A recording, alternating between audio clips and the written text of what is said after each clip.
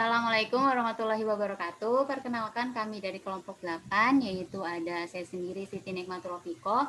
Selanjutnya ada Safitri Dwi Ramadhani, Lina Kristina, Melianti Saruksuf, dan Salsabila Rekhandini yang akan mempresentasikan mengenai model pembelajaran kooperatif. Yang pertama saya akan membawakan materi mengenai apa sih maksud dari pembelajaran kooperatif itu. Pembelajaran kooperatif yaitu sebuah model pembelajaran yang mengutamakan eksistensi kelompok, di mana siswa dibentuk sebuah kelompok yang akan memberikan pemecahan suatu masalah. Nah, di dalam kelompok tersebut dipecah dari beberapa siswa, dari mulai tingkat kepintaran rendah, sedang, dan tinggi. Hal ini dilakukan agar siswa saling membantu.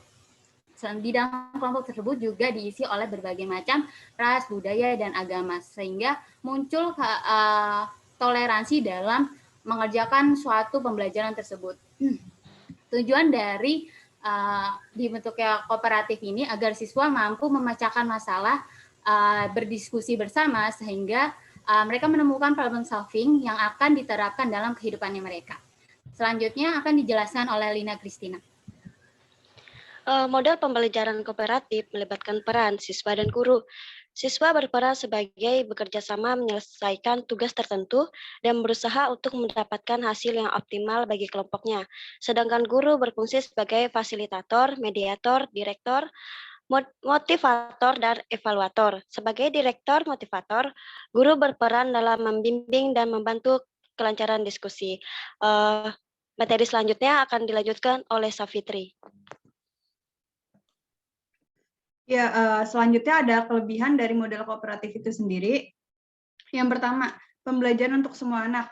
Nah, tadi kan sudah dijelaskan oleh Siti Nikmatul Rofiko kalau misalnya pembelajaran ini dibangun dari heterogenitas, tidak berdasarkan suku, ras, agama, dan budaya. Nah, sehingga semua anak bisa menghargai satu sama lain. Yang kedua, ada dapat mencapai prestasi akademik. Nah, pembelajaran kooperatif ini merupakan model belajar yang cukup efektif untuk meraih prestasi akademik. Karena anak didik berdiskusi, mengeluarkan pendapat, maupun berdebat dengan yang lainnya. Mereka akan berdiskusi mengenai materi ataupun konsep yang sedang mereka pelajari di kelas. Dari proses inilah pemahaman mereka tentang materi tersebut akan lebih matang dari sebelumnya. Yang ketiga itu ada kemampuan komunikasi yang baik. Nah, karena tadi mereka itu udah selalu berdiskusi, berpendapat antar satu sama lain, mereka akan lebih bisa berkomunikasi lebih baik dengan teman sebayanya. Mereka akan bisa menggunakan kalimat-kalimat yang baik yang bisa digunakan untuk agar lawan bicaranya paham dengan apa yang mereka maksud. Nah, secara umum itu alasan kenapa sih guru menggunakan model kooperatif ini karena anak didiknya dapat lebih menghargai lawan bicaranya.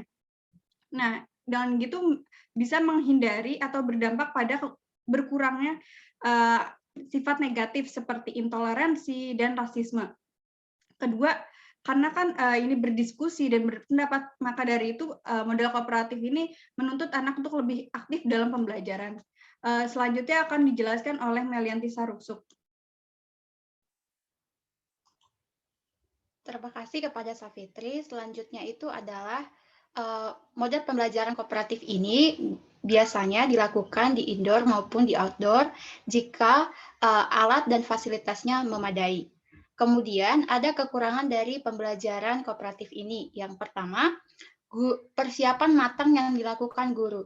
Jadi sebelum pembelajaran, maka guru harus benar-benar mengetahui materi apa yang akan dibawakan dan metode apa yang ingin digunakan. Apakah jigsaw ataupun grup investigasi atau metode lainnya. Sehingga hal ini akan menyita pikiran dan tenaga dari guru itu sendiri. Yang kedua, membutuhkan alat dan biaya lebih untuk memfasilitasi pembelajaran baik di dalam maupun di luar ruangan. Jadi untuk melakukan model pembelajaran kooperatif ini, fasilitas, alat, dan biaya harus memenuhi, sehingga proses pembelajaran ini bisa dilakukan dengan lancar. Yang ketiga itu pembahasan topik terlalu luas.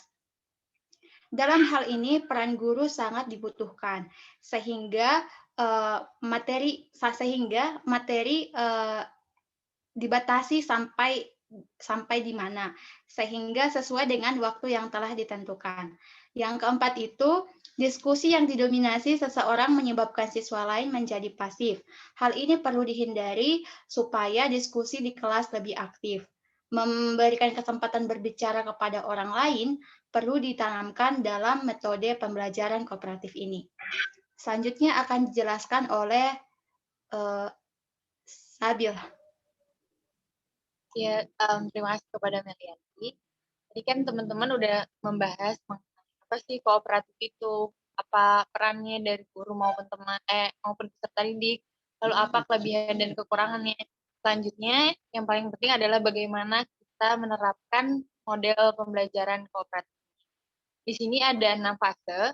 Fase yang pertama adalah menyampaikan tujuan dan mempersiapkan siswa. Nah, di sini guru itu pertama dan yang paling utama itu perlu menyampaikan apa sih maksud dan tujuan dari model pembelajaran kooperatif ini. Fungsinya apa?